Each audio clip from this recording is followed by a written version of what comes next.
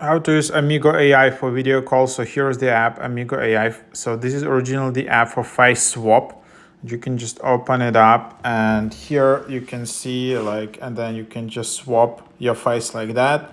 But then also you can just chat with some people, just tap call anyone and then just create your room. So you can just create your kind of video room.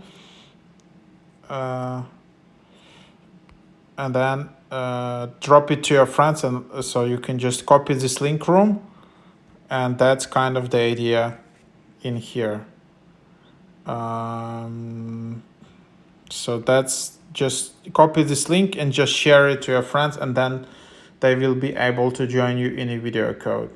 You can also search by ID and then just search this friend by ID like that.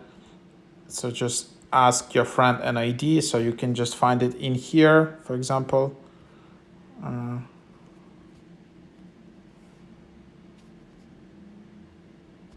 then just start a chat. And then just start a video call like that. Obviously, you can't call yourself, but yeah, that's the idea.